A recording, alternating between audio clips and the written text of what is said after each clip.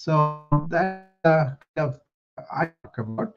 I kind of practice that in a way with my wellness club for my students in the morning. They all know that I ask them to be here and now in the present and practice that 1 hour as an hour of awareness. That means basically don't get lost in your thought, don't get lost in the past or future, but just focus on whatever it is right now. So don't even think about what's coming up with the office, what is coming with the bills, none of it. That's a practice, okay? Because you're not going to resolve any of them. And also don't receive phone calls and all that, okay? With the intention of giving them uh, a time period in the morning that they could focus their mind into whatever they are doing, the present, right? That's what I usually tell them. And we practice, and then I kind of invite them to carry that presence that they have cultivated in the morning like a perfume to the rest of their day. And then in the evening, again, recollect everything, put it all down, and sleep on an empty mind, if possible, or positive mind. Okay, the whole thing is for a purpose because when I learned, this was also credit to J. Krishnamurti in 1980s. It was very confusing time for me to understand what he was talking about thought. He was talking about ending of the thought and living in that present moment awareness, about ending the rational scientific thought that is going outward and finding our objects, finding our theories and testing them in experiments and getting some things, some tools for our living, right? Make tools that will make it easier for our external living comforts and all that. Okay, that is the civilization that has developed. But then confining ourselves to that kind of thought inwardly is the problem. That's where the contribution of Krishnamurti has to be understood. It's like you got to be efficient with your thought, or you got to be master over your thought. That means you are not led by the thought, but you are leading the thoughts that are happening to you. That's not like for a goal or for some positivity, not that. It's kind of understanding there are situations where you got to go beyond thought to the perception of what is, right? That was the thing. Then I understood as a scientist, as a medical doctor, I can go out and see things objectively and then work towards fixing them, right? But then when I use the same thought to evaluate a person inside, that is where the problem is. Once I understood that, then I discovered movement to movement awareness, which is nothing but being in the present. So being in the present and looking things as they are without getting some data about them helped a lot to uh, understand people psychologically or inner development and all that. So when it comes to the matters of inwardness or our own feelings or our own understandings, all of the inner matters, that's where the thought is a no-no because it could paralyze us, right? Analysis is paralysis, right? Whereas if you really can die to every moment, which he talks about in this, then you are really landed up in joyful living, present living, which is really the living, right? So that's where it came from. The pleasure is built by the thought propagation, but when you end the thought and then really eliminate the noise that the thought can create, you are essentially in joy. So joy is something that is released from inward cage by the thought. So I kind of spend the day in awareness, doing that is focus, but not being bothered by my own concepts, my own conclusions, ideas, and all that for the inward stuff. Seeing the being, human being as human being without any attributes. That's what it is, right? So I spend the day in awareness and using thought consciously. That's where the difference is. Okay, so this whole thing that he wrote in that article is more like that. Once you understand that, it will be easy. I think uh, I have. I don't know whether I can bring it here, but I will try. I read that quote this morning, and let me go and see whether I can find it for you guys.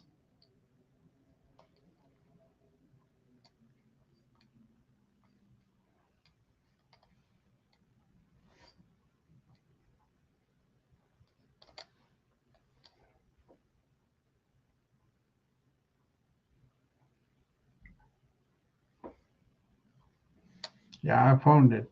Let me bring it.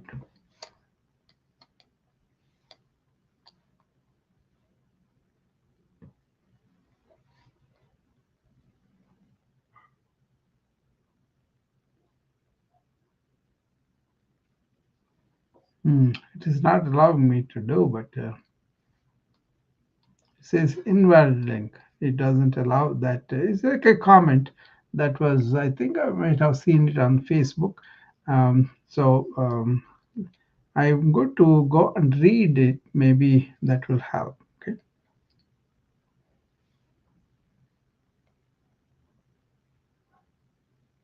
It's a short passage. Okay. Pleasure is the product of thought. Joy is not. That's the heading. Now the short paragraph. Pleasure is sustained, built up by thought. The mind has an experience, and that experience is thought about. If that experience has a certain form of pleasure, delight, amusement, thought begins to think about it and therefore sustains that pleasure by thinking about it.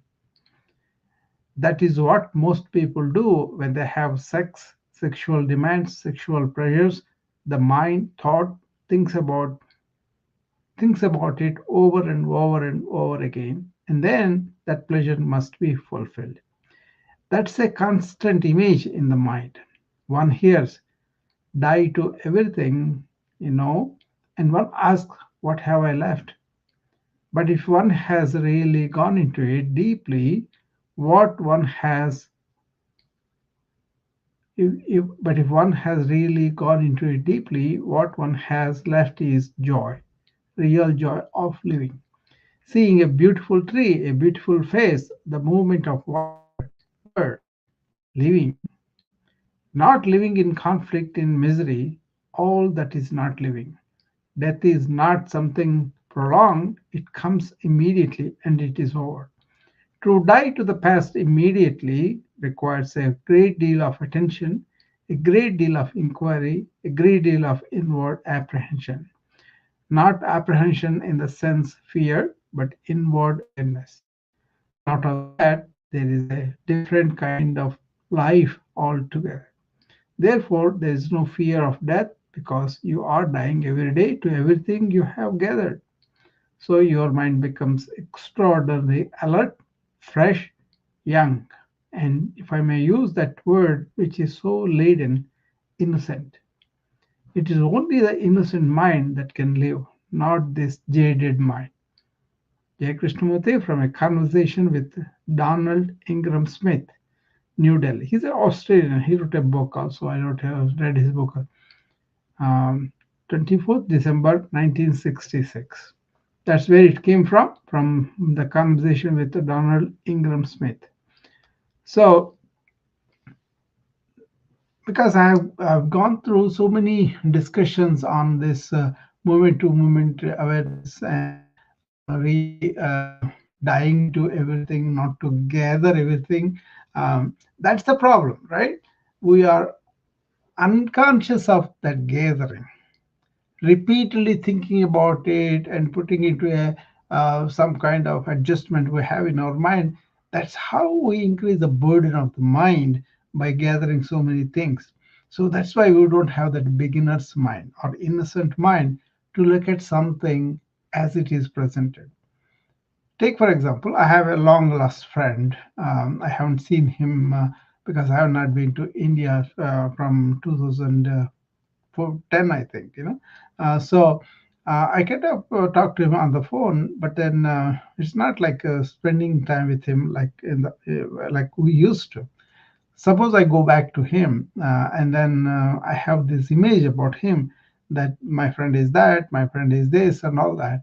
And when I see him, I'm seeing him through my accumulated memories, but he may have changed. He might change for the better or the worse. But he is there to reveal that. But if I'm seeing through my colored lenses, then I will only see what I am thinking in my mind, but not what actually he is. Then I'll really relate with him, because if I can relate to him as he is now. This is very important in our relationship also, our wife or spouse or children, any of them.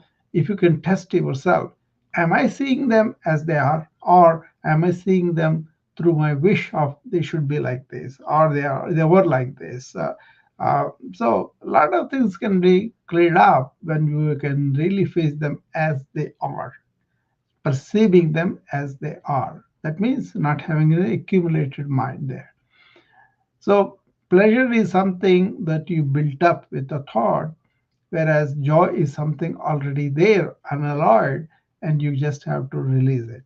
Okay. So if I am in the pleasure, that can kind of, not going to be pleasure anymore after a while, but in joy is something that's always there, right? So that's why be in the present means don't be in the past or the future, but not in the accumulations, but here and now. And then when the things arise that you have to use thought to resolve issues, do stuff, go somewhere, by all means use the thought, and then you can resolve things, and then you can slide back into your awareness. So I talk about bringing the awareness to the front and using thought consciously. So in the morning, you start by saying, "Okay, I'm going to be here and now. Try to be in the present. Don't open any devices. Just pay attention to the live things and be in the moment, and cultivate that presence and take it to your work or whatever you do through the day. And maybe it will be much better to employ this. Right now, who I'm talking with, the patient I have seen before, or the patient is coming now with new complaints or new resolution of complaints or whatever, right? Then I can meet the patient where he is. All this is done because I'm dying to my own accumulations in my mind while I'm dealing with a live person, right? And then after all the work is done, at the end also, I can see, am I continuing to accumulate memories, reactions, or can I wipe them off? That's the one we do. And then we sleep on the being.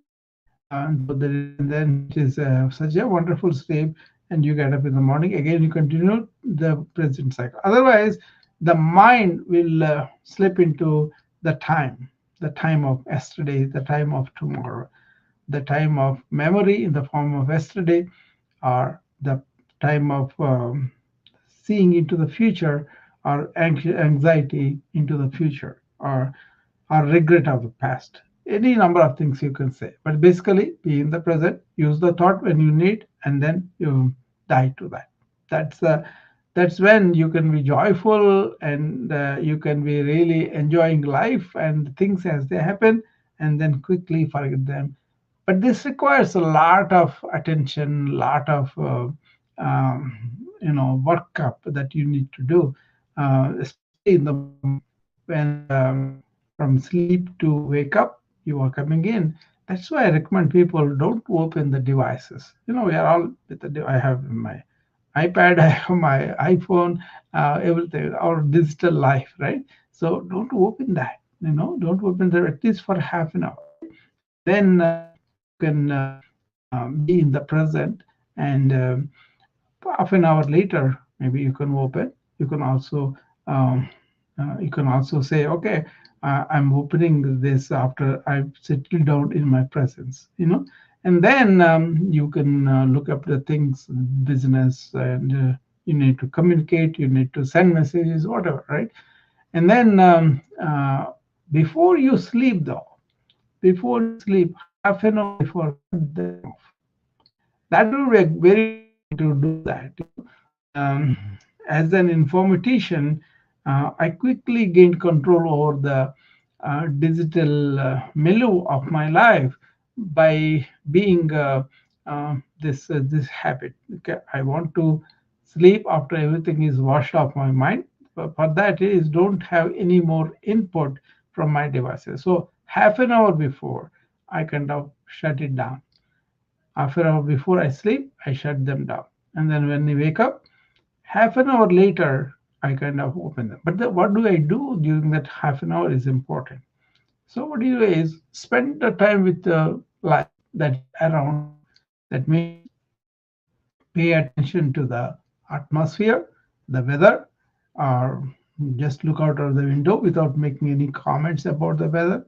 It could be snowing, it could be raining, it could be sun or whatever. Enjoy it as it presents.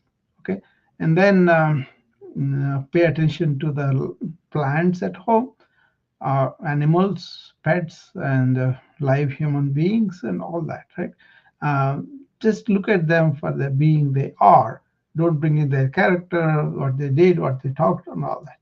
So this is a very good thing in the morning, I think, but I have this luxury of my wellness club where students come in the morning, and so I can ask them to be here and now while I'm in the present. I don't discuss anything during the first 45 minutes of this wellness club hour unless there's a pointed question, something. But I invite them to be here and now, to take deep breath, and to do both sides of the body. Those are the principles I tell them.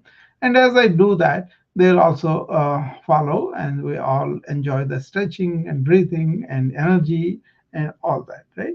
And then at the end of the class, I will talk to them about their questions, because there are also plenty of opportunities for them to really come to my Conquer Burnout Facebook group or send me questions directly. Most of the time, that happens. I like to talk to them one on one. If not, I like to answer them one on one. So LinkedIn direct messages, a lot of them come, and sometimes they just send me to my email also. And so I answer all of them, especially my students who have enrolled in this wellness club. I will definitely be available to them no matter what after the class. So usually I may not answer right away because I put away a couple of times for the answering who I want to answer. So there is a way to handle this digital onslaught that we are subjected to. That's there. But then you, if you are in the present, if you are really in charge of what's going on in your mind, all these things are easy. Otherwise, you are reacting to notifications, reacting to somebody trying to get your attention. That's their business, right? Then you have the danger of getting a slave to that, becoming a slave to that. So don't be a slave to your thought, but use it consciously. But the underlying thing is you are in the present. Okay, that's very important. That's what this article I wrote about, pleasure versus joy. Pleasure is by the thought, but then joy is when the thought is silent. So it's very, if you look at it, most of the time we are all pursuing pleasure outside with some activity or some conversation or something gaining or something, right? uh, Whereas joy is something already there available for you. You only have covered it up. So find out the layers that is covering up the uh, joyful being inside. Then that joy is unalloyed, not really contaminated. So that comes out, and that is the real uh, gift of being a human being. Okay, alas, we kind of don't pay attention to it because we are so dominated by our intellect and our thought. Use the intellect for what it is supposed to be. for external application, for our external life and all. But when it comes to your own mind, your own heart, then that has to be your slave, not it.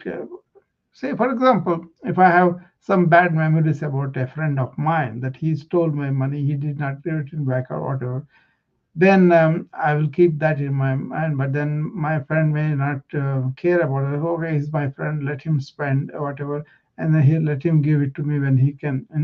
That kind of forgiveness he already has. But I approach him like, oh, I have not given money to him. I feel guilty and all that. Then I won't really be able to spend good time with my friend because he already forgot about it. He can afford that, right? But then people act according to their memory.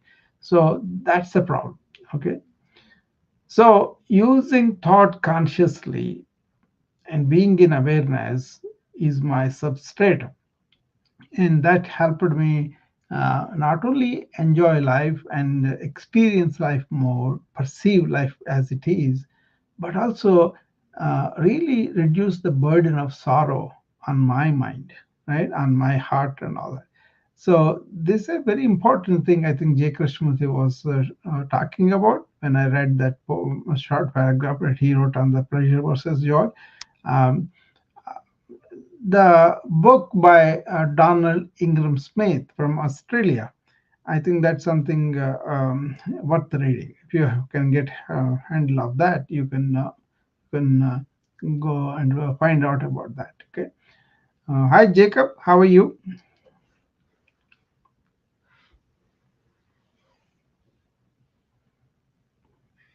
I'm good, Dr. Rao. Nice to see you. Yeah. Yeah, just I don't know. Yeah. It's it's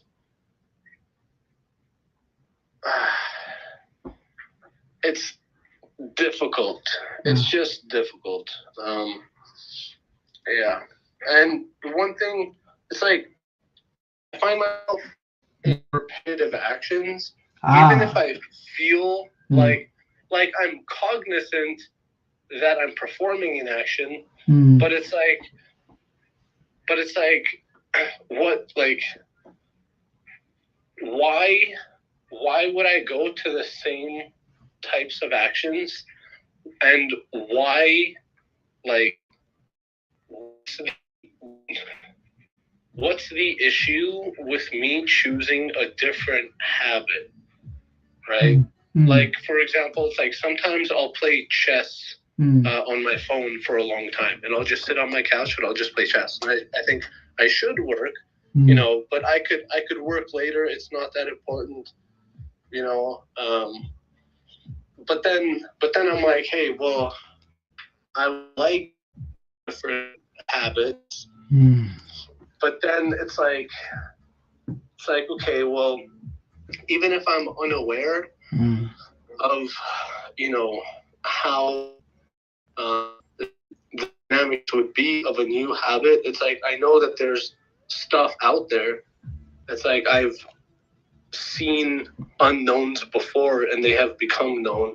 So it's like what is the issue? But then it's like whenever sometimes I like look at the issue or try to identify, it's like my mind will reach to like some sort of thought. Yeah. And then they're like, and then it'll be like, okay, well, here, it's this thing.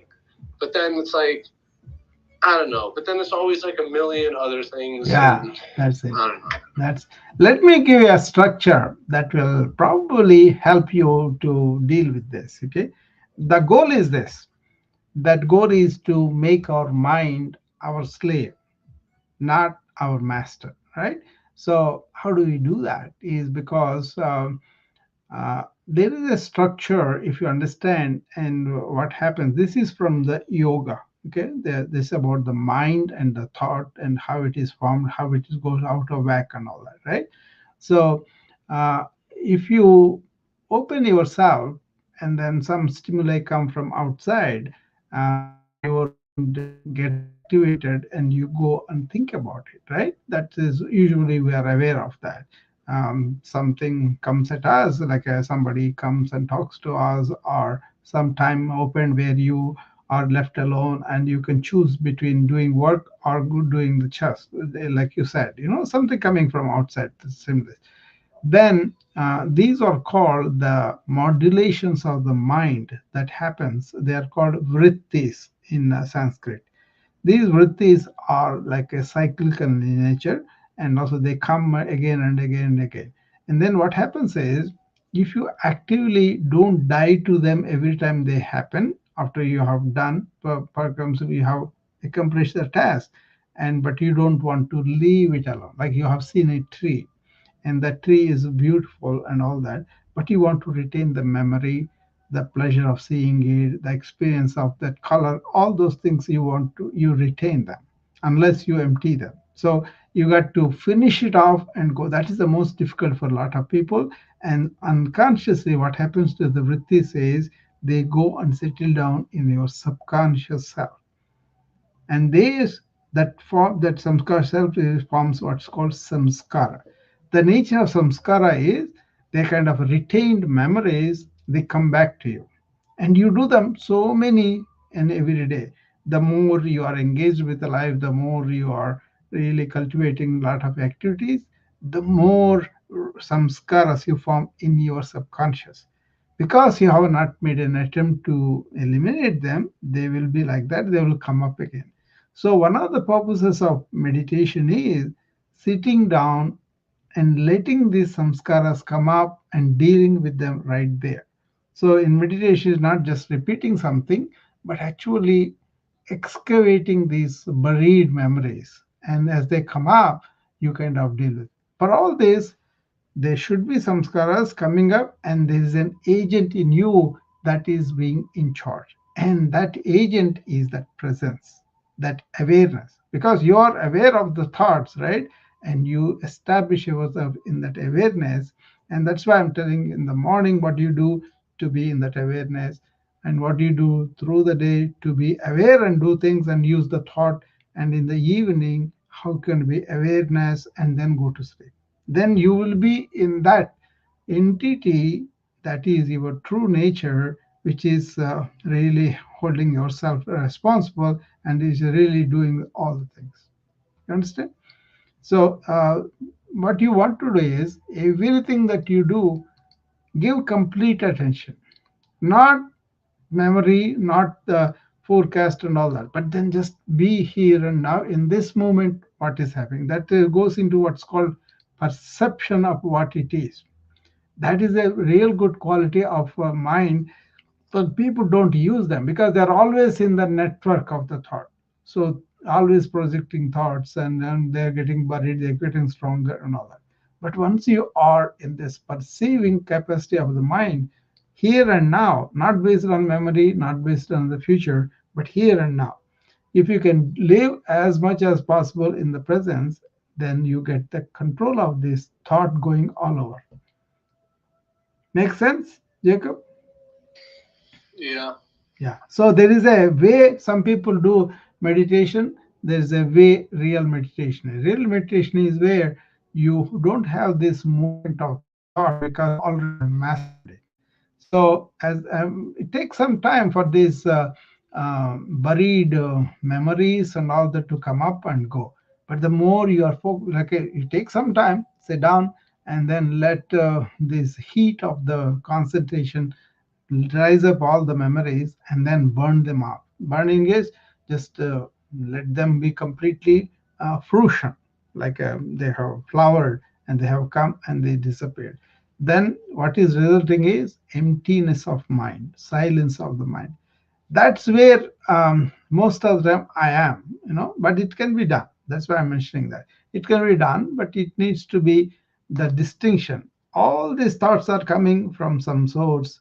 That source I'm going to be, not the thoughts that have come from the source. But most of the what happens is people are in the thoughts, not in their source. So once you settle down in the source, which is your presence, then you can use thought as an instrument. And then all the thoughts gone, you are essentially stable, serene, solitude, and silent mind. And then you can use all the thought, all the thought for that. But then be aware The thoughts are not you, thoughts are happening to you. So once you have that, then it is an instrument. It's not identified, and it is not like it is taken a life of its own and then ruling over you. So there are in Sanskrit there are two words for this. Mano nigraha, mano nasha. Mano means mind. Nigraha means arresting it, keeping it quiet. That is what many people think as a meditation. But then mano nasha means destroying that mind structure completely, like I described. Not destroying in the sense of eliminating it, but getting it under control, being aware of it. So this mano nasha is for really advanced meditators. But initially, you got to sit down, you got to calm your mind, all that, and then for years later, people may go to that level where they say, "Okay, I'm going to go to the source of the thoughts and eliminate that from there." Then they won't recur again and again. Otherwise, they become cyclical. They go down and they come back. They go down, come back. When they come up, that's when you have to let them be extinguished. Then it becomes the manonasha, deeper state of staying in the source of the thoughts and not allowing the thoughts to come up again and again like that. Very, very serene experience, and it will not make any habit forming mind. It's a habit breaking mind, and being in the present and doing what you want to do. Does that make any sense what I said, or is it something too much? No, I like it. I like it a lot. Yeah, It's very descriptive of yeah, the experience. yeah, I appreciate that. Like I feel like you know exactly what you're talking about. yeah. I like. That's what I'm doing. That's exactly what I described it to you. Okay. So I used to concentrate on the thought patterns and then gather them and then go after them, right? But then I kind of discovered the process of not identifying with the thought, but in looking for the source of the thought. Then I was able to eliminate the thought. But then next time it could be fresh. That's fine. But I don't want a recurrent thought because it has its own life.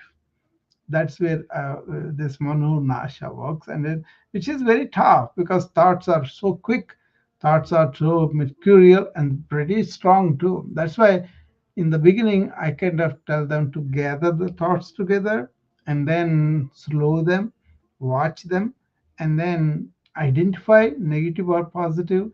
All these things they can do if I start to sit down and focus on what's happening in my mind, not according to somebody else, but what is happening here.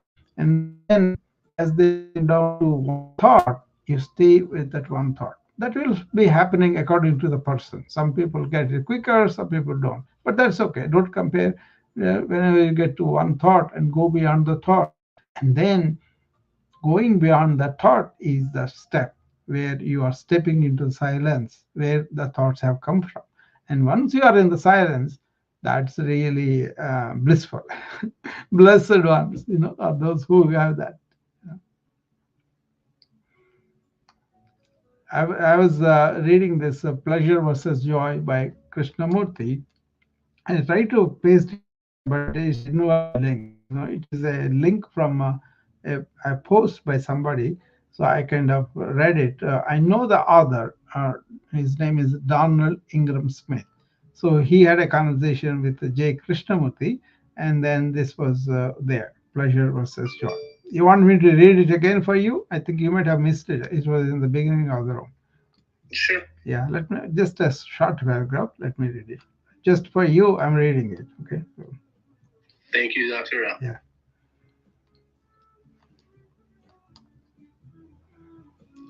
Okay, it goes like this. Pleasure is the product of thought. Joy is not. That's the heading. Okay. Pleasure is sustained, built up by thought. The mind has an experience, and that experience is thought about. If that experience has a certain form of pleasure, delight, amusement, thought begins to think about it and therefore sustains that pleasure by thinking about it. That's what most people do when they have sex. sexual demands, sexual pressures. The mind thought thinks about it over and over and over and again, and then that pleasure must be fulfilled. That's a constant image in the mind. One hears, die to everything you know, and one asks, what have I left? But one has really gone into it deeply. What one has left is joy, real joy of living, seeing a beautiful tree, a beautiful face, the movement of water, the bird, the living, essentially. Not living in conflict, in misery, all that is not living. Death is not something prolonged, it comes immediately and it is over. To die to the past immediately requires a great deal of attention, a great deal of inquiry, a great deal of inward apprehension. Not apprehension in the sense of fear, but inward awareness. Then, out of that, there is a different kind of life altogether. Therefore, there is no fear of death because you are dying every day to everything you have gathered. So your mind becomes extraordinarily alert, fresh, young, and if I may use that word, which is so laden, innocent. It's only the innocent mind that can live, not this jaded mind. Jay Krishnamurthy from a conversation with Donald Ingram Smith, New Delhi, 24th December 1966. 1966. Yeah. But these truths are really uh, ever new. They are not like uh, repeated history or anything, but more like what essentially the my practice of being in the present and using thought consciously. Remember those two words: awareness and conscious thought. So when you have to think about it, make it conscious. Don't let the thought go and take over you. That's the thing. That can be understood and because we are unaware how the thought behaves, people kind of overwhelmed with so many thoughts. See, they don't take time even to finish off things. That's where the attention comes. And also, we are subjecting ourselves to so many stimuli from outside in this information age, and that's why overload happens, and that's why people don't have time or anything. They just led by their own thoughts, and the thoughts go on repeating, and that's why they get exhausted. I always tell people I have this ever renewing energy. What happens is I don't spend the energy in unnecessary thought.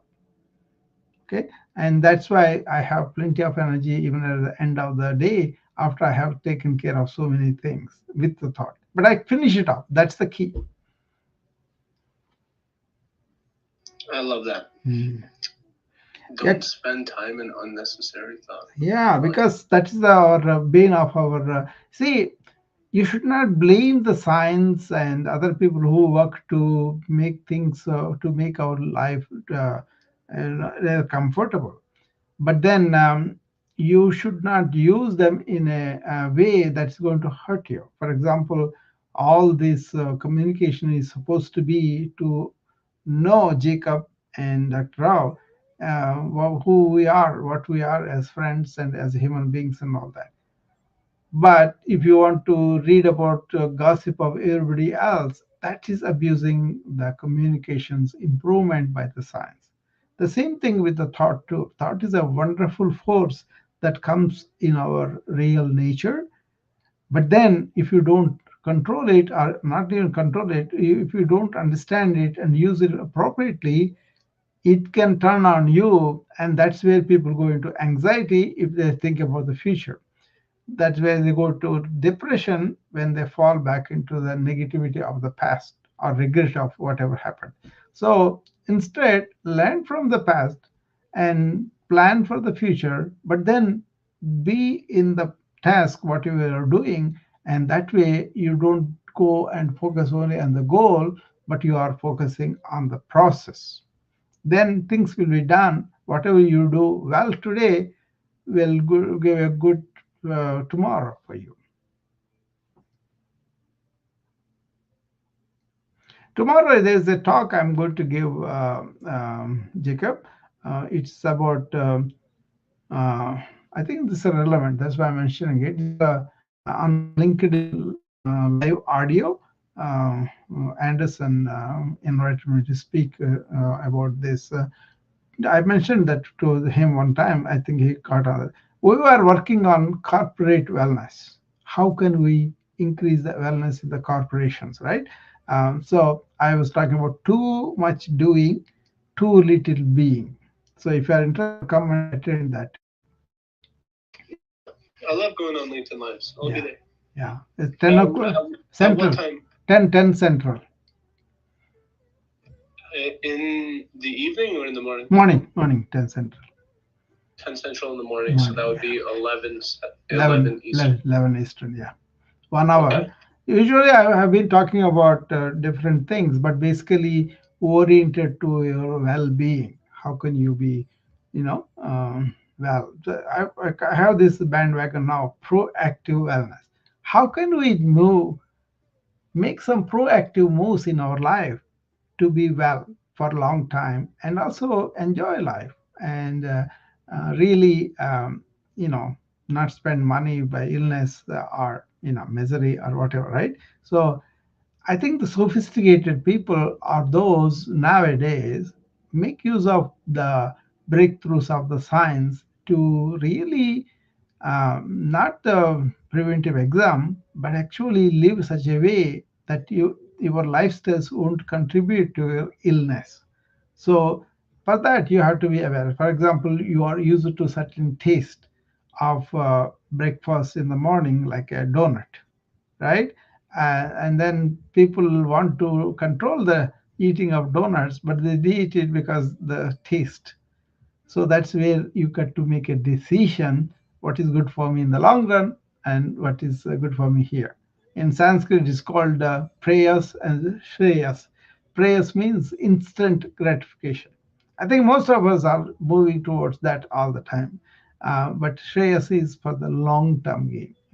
So I was going to talk about that. But tomorrow is going to be why so much doing stuff in any corporation, but very little attention is paid to inward well-being. That's where the being you have to attend to that. I'm going to talk about some specific practical tips that people can uh, observe and improve their life. Mm. See, I train the corporate leaders to be servant leaders. Okay.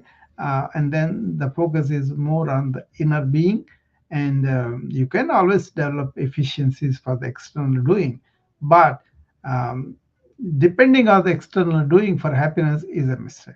That's what I'm going to talk. Anyway, I don't want to do the entire talk here, but if you are interested, come there and you can talk about it. Yeah, I sent you a connection request on LinkedIn. Oh yeah, sure. Let me see whether I can bring that. He sent me an invitation. I mean, I have to accept as a speaker, and so I said I did. Whether I can bring that here, let me hold. Let me bring it.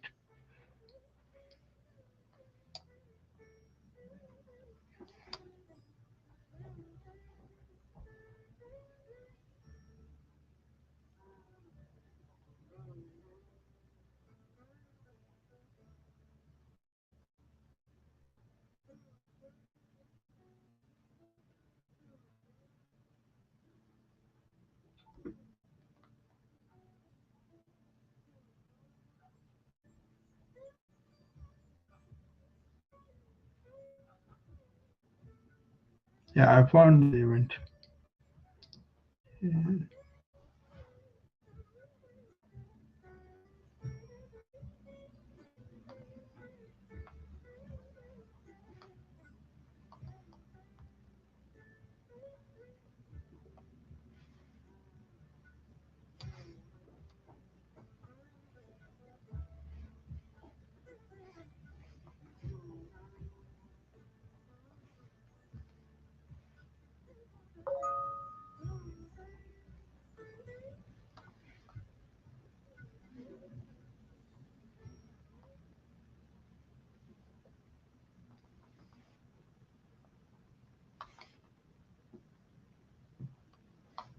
Yeah, this one is there.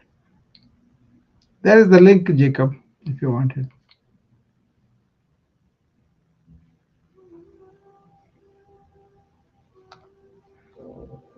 Let me see if I can paste it here. No, I don't know how can I paste it on this one. On wisdom map.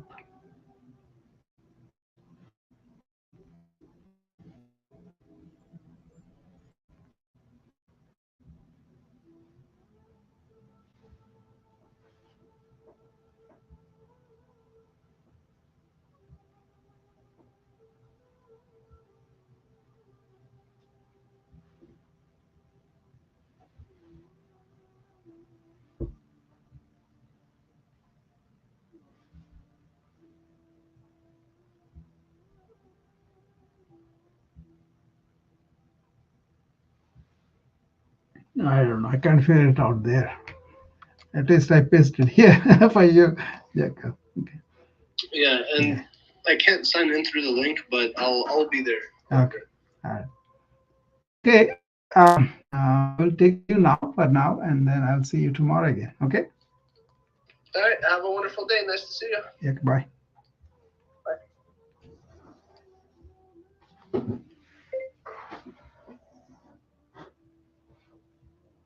Bye, everybody, on the link, wisdom app. Bye, everybody, on the other channels too.